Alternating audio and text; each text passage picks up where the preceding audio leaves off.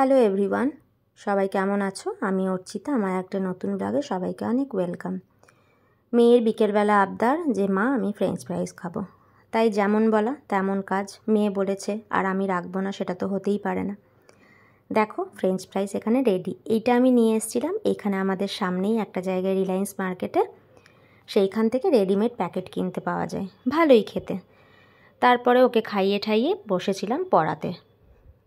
আমরা জানি যে মারাই হয় সন্তানদের প্রথম শিক্ষাগুরু। সে মা যেমনই পড়াশোনা জানুক, কম বেশি যেমনই হোক, প্রথম শিক্ষাটা কিন্তু সবাই মায়ের কাছ থেকেই পায়।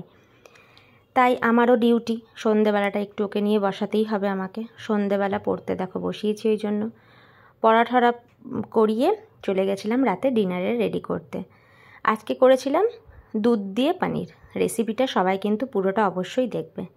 পনিরগুলো দেখো আমি হালকা মিডিয়াম ভেজে নিয়েছি। সেই তেলেই আমি ছোট ছোট করে আলু কেটে দিয়ে দিয়েছিলাম। আলুটা তোমরা চাইলে স্কিপ করতেও পারো, আমি দিয়েছিলাম যেহেতু আমার মেয়ে খাবে তাই। সেই সাদা তেলটাতেই আমি দিয়ে দেবো 1 চামচ মতো ঘি। তার মধ্যে আমি ফোড়ন দেবো গোটা গরম মশলা আর তেজপাতা আর গোটা জিরে। ওইগুলো দিয়ে আমি একটা পেস্ট রেডি করে নিয়েছিলাম। 1 চামচ পোস্ত, একটা মিডিয়াম সাইজের টমেটো, একটু আদা, কাঁচা লঙ্কা। কাঁচা লঙ্কাটা তোমাদের ইচ্ছা মতো, যে যেমন ঝাল খাও সেরকম হিসেবে দেবে।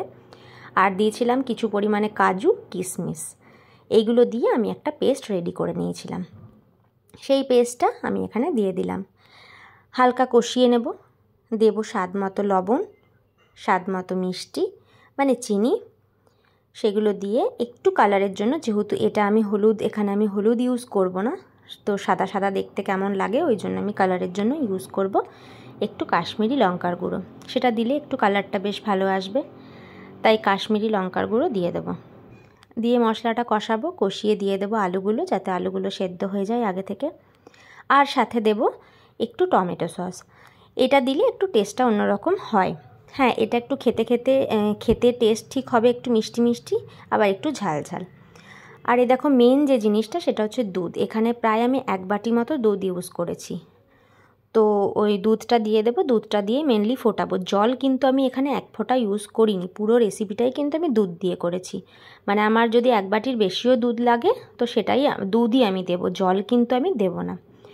তো আমার এখানে আরেকটুর মতো দুধ বেঁচে গেছিলো, সেটা আমি দিয়ে দিলাম। এই পনিরটা কিন্তু রুটি, পরোটা, নান মানে যে কোনো কিছুর সাথেই ভালো লাগে খেতে।